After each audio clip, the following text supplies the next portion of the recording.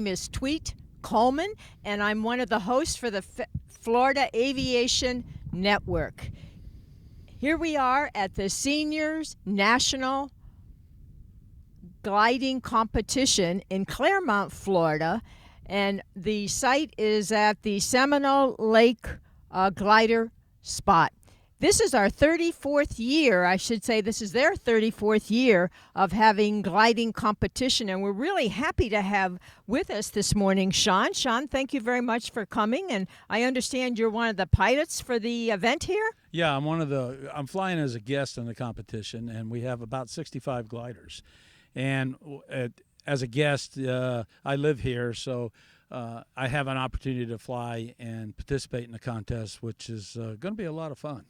Yeah, and Shawn has quite an aviation background. I'm sure many of you are familiar with his background. Tell us some of the areas that you worked in. Well, I mean, I'm an ex-military guy. I did some contract work in Iraq and Afghanistan for about 10 years. Been a pilot examiner for 38 years, and been flying gliders maybe about 25 or 30 years, and I just recently started a new hobby, flying hot air balloons, and that's the hardest rating to get, I guarantee you that. Why do you say that? If the wind's over 7 miles an hour, the flight manual says don't fly. Oh, wow. It's not taking off, it's a landing. Okay. So you got to have a big field. And I'll tell you, I was out in Albuquerque a few years ago, and we landed in 15 knots, which is almost 20 miles an hour, and it was like riding a Bronco bull. It was pretty rough. I don't want to do that again. We're here for the senior competition, and how many gliders do you have with you today? Well, there's about 65 here, okay. And they'll launch all those 65 in about an hour. Okay. And I understand launch time is at 1 o'clock, and it's like a mass launch? Yeah, it is a mass launch. I think we got, behind me I can't see, but I think we got 5 or 6 tow planes. And, well, it depends on the weather, and looking up at the sky, there's no clouds, and that's going to make an interesting day, because we need clouds, because clouds are the byproduct of a thermal. And then you don't know where the thermals are, you got to fly a lot slower. I see. So I understand today it's for speed. Is that correct? Yeah, most of the competition is for speed and distance. Okay. If you can go farther into the circle or the turn point and have the good speed, then you usually place in the top 10. Okay. Hey, tell us a little bit about the handicaps. How does that work for pilots? Well, if you look out here, all these gliders are different and built, different manufacturers.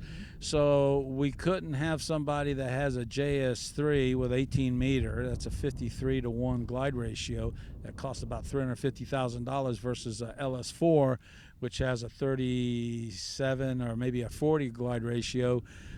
That only costs about $30,000, so there has to be some differences offset. Okay. So, and that's all based on speed and the type of glider. Okay, so it sounds like the lighter you are in weight, the heavier handicap? Yeah, and the less performance you have. Okay. And that's all developed by the Soaring Society and the FAI, which I sometimes have problems saying that, Federique Aeronautical International, which is out of France, I think. Yeah. Okay, sounds good. And what else can you tell us about today? So the 34th year, huh? Yeah, it's 34 years having here, wow. And it's one of the biggest contests in the United States. Okay. We have people from Canada flying in it. We have some people from Germany here. So, and it's one of the largest contests. Okay. This is the most gliders you ever see at a competition other than the Worlds. Okay, interesting. And all the gliders are equipped with a GPS, is that right? Yeah, most all the gliders have global positioning systems. They have a thing called FLARM, which is it's a cheap man's TCAS, but it works real well. It lets you know where another glider is. Now, when you're thermaling, you could be thermaling with 12 gliders, so your little FLARM is just beeping away. So, but you got to have your head out of the cockpit. You really do. Oh, let me ask you: Are you on a certain frequency whenever you're flying? Yeah, we'll be on. We'll start off on one frequency, and once the the gate opens, then you switch to another tactical frequency, and that frequency is just for safety. Like Charlie Zulu, I'm above you to your right, about 30 feet. He may not see me. So especially if it's an erratic pilot, does a lot of crazy stuff, you want to let him know where you are because you don't know what he's going to do. What is the average for the route structure? How many miles is the average race? Well, on a good day, usually it's about anywhere between 150 to 225 miles. Oh, really? Yeah. That far? So we'll run up and down the state a couple times, Oh, or okay. across. We'll come across here. You'll see us coming across here, and if you have a radio, listen on 123.3 is what we'll start out on. Okay. And how long as an average would that take? The task has a task time of 2.5 hours usually. Okay. That means you have to try to get around the course and cross the gate at 2 hours and 31 minutes, at 2 hours and 30 minutes and 1 second. Okay. But if you come back early, there's a huge price to pay. Okay. Yeah, coming back too early, you get penalized. Okay, get penalized. We don't want to do that. Well, No. This is certainly a fun opportunity for all of us, and if you're around, you can still make it. Launch is at 1 o'clock, as Shawn said. We have about 30 seconds. What would you like to say to the audience? Well, if you get a chance, come on out to Seminole Lake Glider Port and get involved in aviation. We have some young kids out here from the Lakeland Aero Club that are flying. 17 years old flying in this competition as a guest. Excellent. Because this is a senior, so you have to be over 55. So, but anyway, it's a unique sport. It's part of aviation, just like different categories of aircraft, and diversification as pilots. Get your seaplane rating, get your multi-engine, get your glider rating.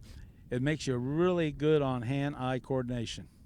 Good. Well, thank you, Shawn. Thank and you. This has been Tweet Coleman with the Florida Aviation Network. Until we tweet again, keep the blue side up, Shawn. I ditto on that. Thank you. Bye-bye.